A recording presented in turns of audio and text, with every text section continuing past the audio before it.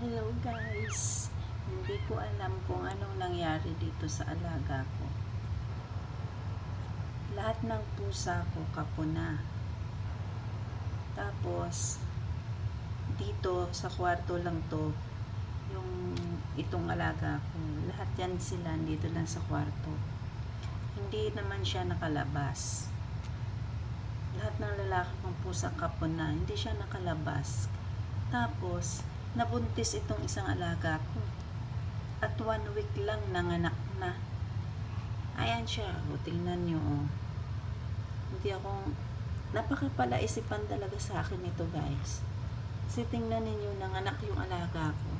Ito yung una niyang anak. O. Yan. Black. Tapos, ngayon lang to. Ngayon lang siya nanganak. Tapos ito, ang isa niyang anak, ayan o. Yan yung anak niyang pangalawa, baby pa. O, kakalabas lang yan.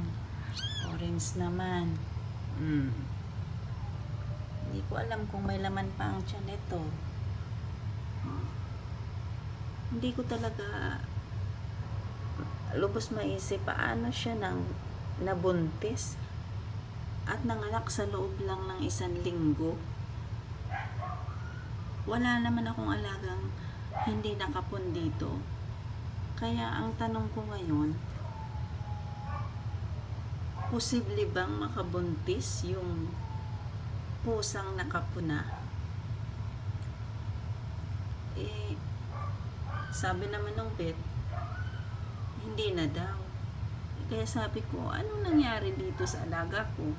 Paano siya nabuntis? Lahat ng pusa kong lalaki kapuna. Tapos hindi naman siya nakalabas. Tapos ngayon nanganak na, 1 week lang. Ayan o.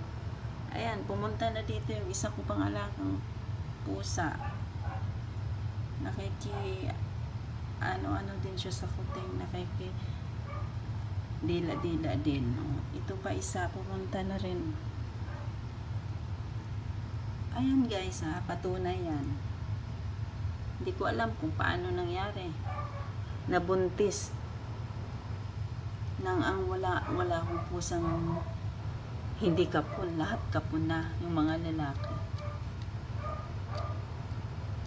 Napakapalaisipan talaga sa akin. Tapos 1 week lang yan ha.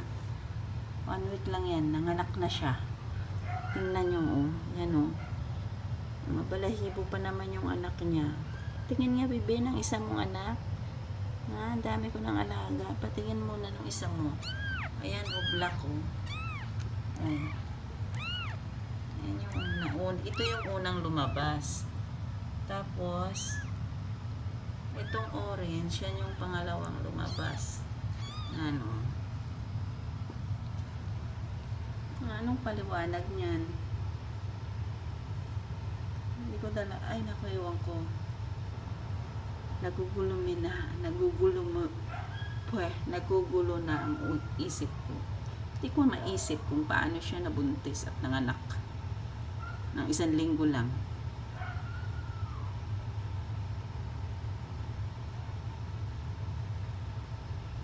Kanina nagpunta ako sa vet, tapos sabi ko, Dok,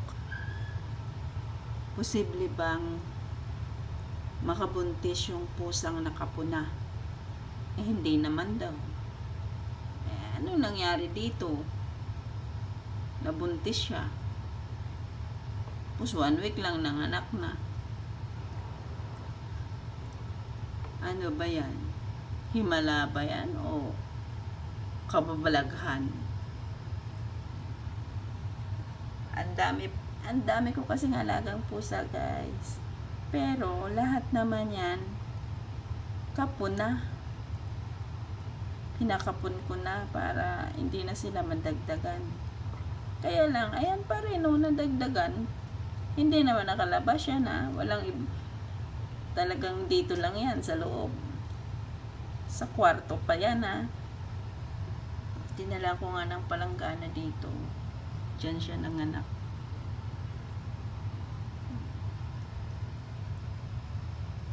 Ay naku po. May dagdag na naman. sa mga alaga ko. Siguro blessing na ito sa akin.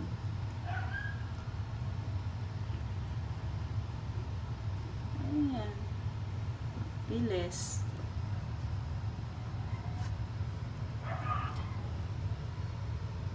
Ka naman itong alaga ko nito. Tingin nga, ilan pa yung anak mo? May dalawa lang, oh. Ito yung isa. Huwag ka kasi dyan, kisses. Hindi kayo kasya, oh. Kayo kasya, eh.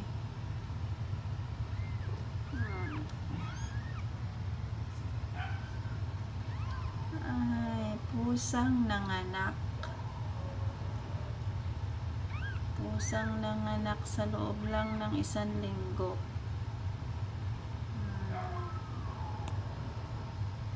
Oo ka talaga to. Napakalaking palaisipan. Hindi ko yan gawa-gawa yung kwento na yan, ha. Hindi ko alam kung maniniwala kayo sa akin, pero yan ang totoo. Wala na akong pusang hindi kapon dito. Lahat ng pusa kong lalaki, kapon na. Pero, nabuntis pa rin yung pusa ko na tong isa, na nandito lang sa loob ng kwarto. Na ang kasama lang dito niyan, 2 lalaki, pusa kong lalaki, nakapon na. Hindi nga ito nakakalabas ng kwarto, eh. At mas lalo namang hindi nakakalabas sa labas ng bahay, talagang dito lang.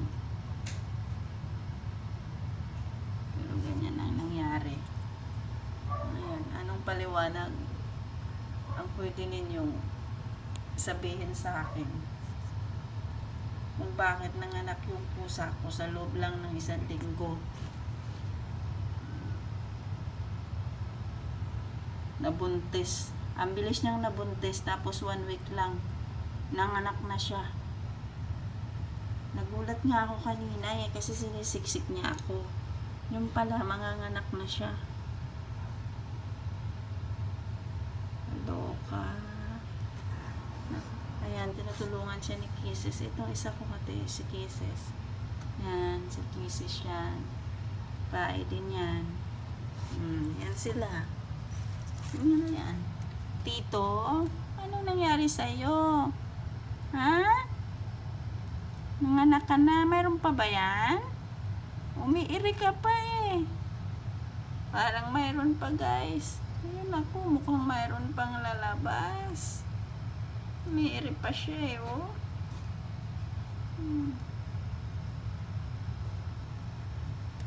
Naku, mayroon pa nga, umiiri pa siya. Umiiri pa.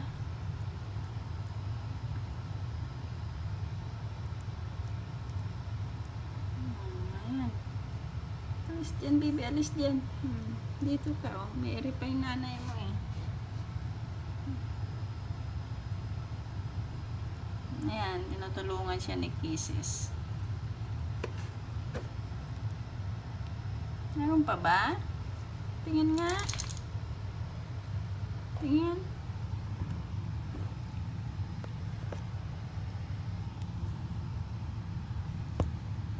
Gulo kasi ng kulay nito, guys, hindi masyadong kita. Ay, saan?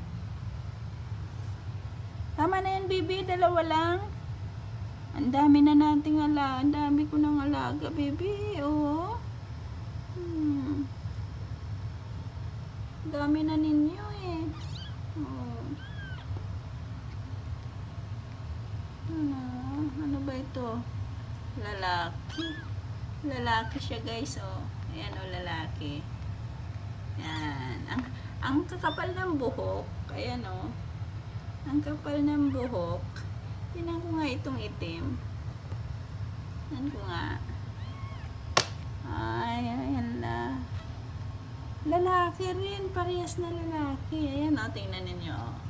Ayan. Lalaki yan. Kahit bagong panganak, alam mo na kaagad na lalaki. Tsaka ang kapal ng buhok na, grabe, o. Oh, tingnan nyo, oh.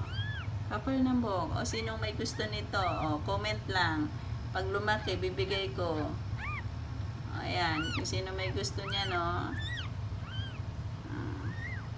O, Oh, ito pa cute to, kulay orange. Oh, oh ayan. Ah, Roman. Cute niya, no? Ang kapal ng buhok ko. Pero kalalabas pa lang yan, oh. Ganda ng kulay, oh. Oh. Kapal ng buhok nila, oh.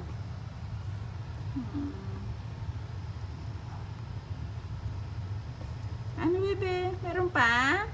Tingnan nga. Baka meron pa, ha?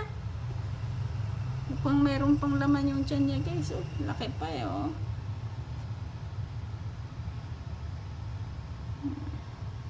Oh, ito yung isa, eh, oh. Ano, Dam?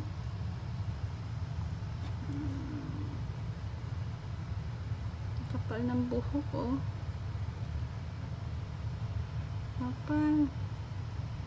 Kapal ng buhok niya, oh. Talagang napakalaking palaisipan ito.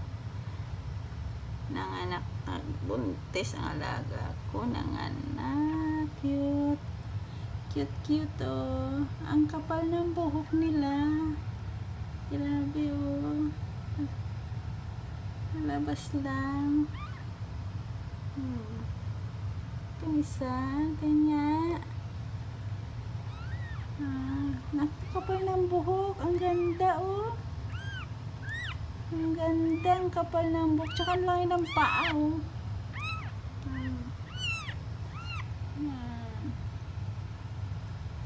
Siya. Update na lang. Kung ilan ang magiging anak niya. Update ko na lang kayo bukas, guys. Bye!